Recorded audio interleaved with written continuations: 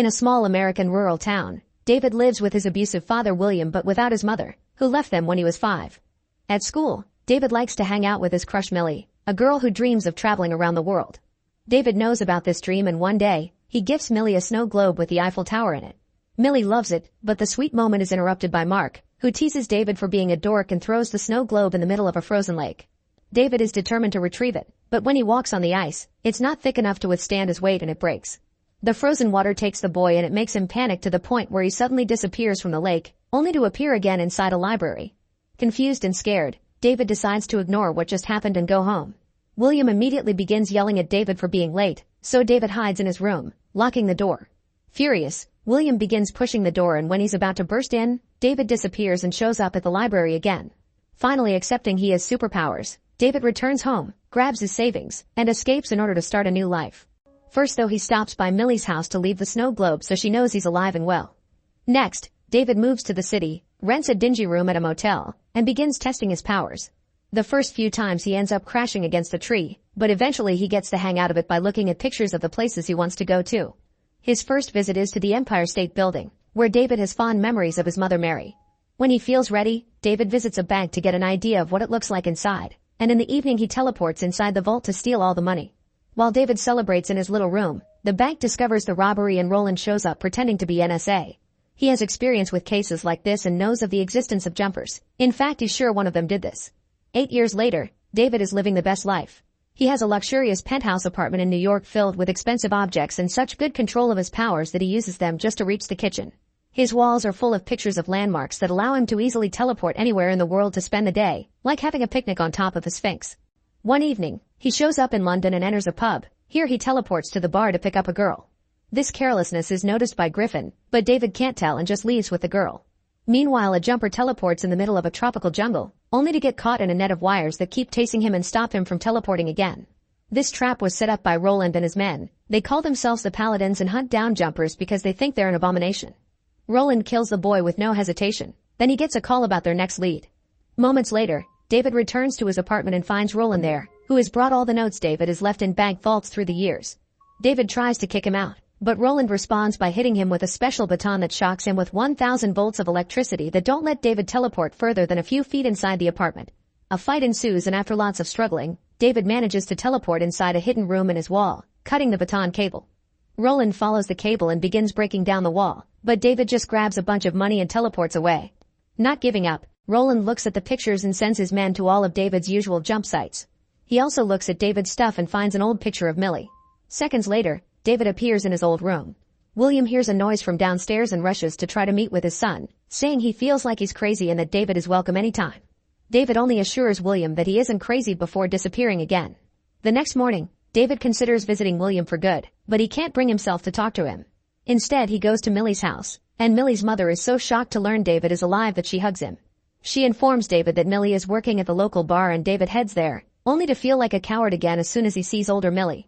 David tries to leave without being noticed and bumps into older Mark, who immediately recognizes him and begins asking questions. His outburst is overheard by Millie, who reveals she saw David when he arrived and was waiting for him to say something. This makes Mark jealous and he tries to make a move on Millie, causing David to punch him for it. This triggers a fight that ends up outside, giving David the chance to push Mark through a fence and teleport him away while nobody is watching.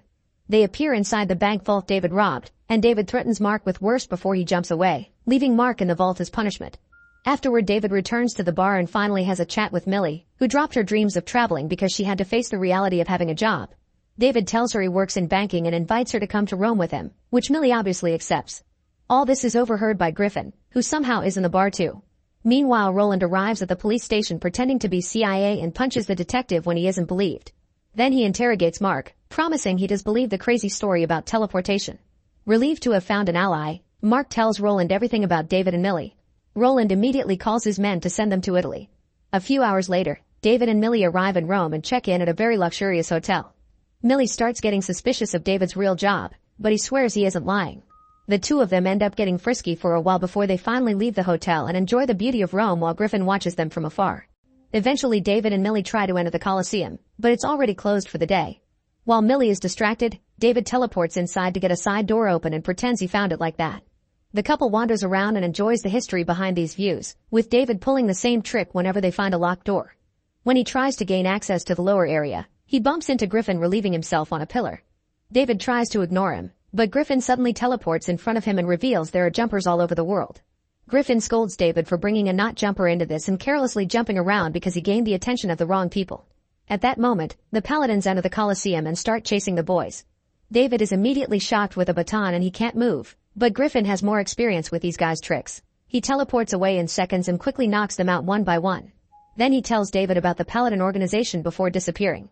Suddenly an employee from the Colosseum shows up screaming for help, so David jumps into the jump scar left by Griffin's teleportation, allowing him to find his secret hideout in the desert. Furious, Griffin reminds him he left Millie alone and David immediately jumps back to drag Millie out of the building. Unfortunately, the police are waiting outside and arrest them both. 8 hours later, the cops are still trying to interrogate David, although they can't make a formal arrest until the magistrate from the U.S. Embassy arrives. This magistrate turns out to be Mary, who frees David from his handcuffs and tells him to run before more Paladins come. David tries to go after her to demand an explanation, but a cop gets in his way, so David teleports him to Egypt as punishment. Then David returns to the station and tells Millie the cops let them go just like that. Millie doesn't believe it can be this easy, but David asks her to trust him and takes her to the airport. Not understanding why they're running if things are supposedly fine, Millie demands an explanation. David shows her all the money in his bag but doesn't give her any answers. He only tells her they can't be together anymore. Feeling betrayed, Millie flies back to her hometown alone. Meanwhile, Roland's team calls him to inform him they were defeated, almost as if someone knew they were coming. Then Roland visits William, who pretends he hasn't seen his son in 8 years. William also admits that even if he does see David, he won't tell the police, which Roland doesn't appreciate.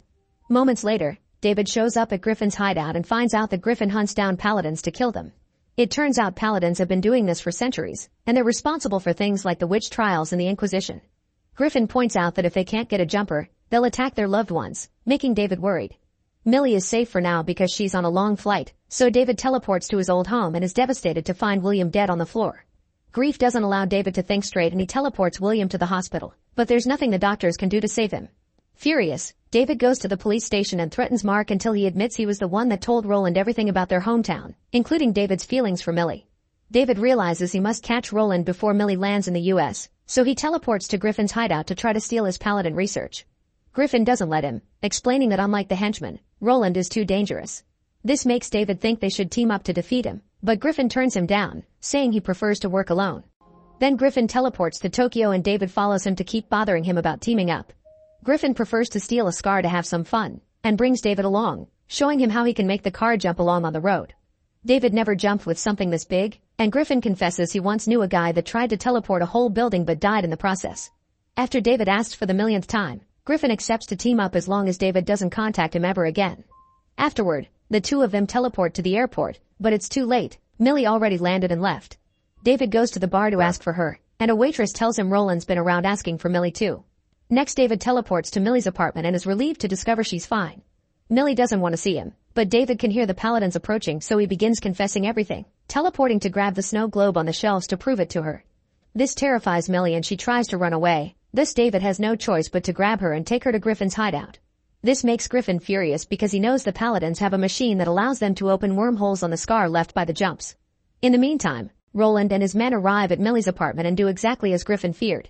While waiting for the wormhole to open, the boys hide, and David discovers that Griffin's research includes his own mother because Mary is a Paladin too. At that moment, Roland arrives and captures David with his electrical wires. When he's about to kill him, Griffin cuts in with a flamethrower and begins fighting Roland. To counter Roland's use of technology, Griffin teleports to the city to grab a bus and bring it back, making it fall on Roland. Unfortunately, Roland is fine, so Griffin uses the flamethrower again to push him back into the wormhole, then he follows him to continue fighting him at Millie's apartment. Meanwhile, Millie cuts the wires to save David and makes him promise he'll leave her alone after taking her home. David accepts but also confesses she's been his only love since they were kids. The sweet moment is interrupted by Griffin, who comes back with the Paladin's machine, thinking they won't be followed anymore. However, Roland uses the jump scar Griffin left to launch a hook that captures Millie and brings her to the apartment right before the scar closes. David wants to go to save Millie, but Griffin begins preparing a bomb to take it to the apartment and kill all the Paladins once and for all, not caring if Millie also dies in the process. Unwilling to lose Millie, David grabs the bomb and drops it at the Colosseum. Griffin immediately follows him and the two of them start fighting over the detonator as they teleport all over the world. Eventually, they make it to the top of the Empire State Building, so David throws the detonator away and they have to jump after it. A new series of jumps begin, and Griffin teleports a truck to hit David when they make it to a Chechen battlefield. Ignoring the war around them, Griffin retrieves the detonator, but at that moment David jumps on him and pushes him against a pylon with enough current to keep Griffin trapped for a while. Afterward, David teleports back to Millie's apartment and finds her tied to the wall. As soon as he tries to rescue her, Roland attacks him with a baton and captures him too. Then Roland gets ready to kill him, but Millie apologizes for misjudging everything, and this gives David the support he needs to take his powers to the next level. Suddenly, the whole room disappears from the building and is teleported to the middle of the Huron River. David is feeling dizzy underwater, so Millie swims to him to ground him, helping him teleport again into the old library. After Millie wakes David up with a slap, David notices Roland is still around. He teleports Millie to a safe spot before jumping on Roland to take him to an isolated cave in the middle of the Grand Canyon. Before leaving, David points out that he's a good person because he could have left Roland with the sharks, yet he didn't. Many days later, David follows some clues about his mother to a house in a snowy area. He discovers Mary has a new life with a daughter here, and Mary admits she left him because she knew about his powers.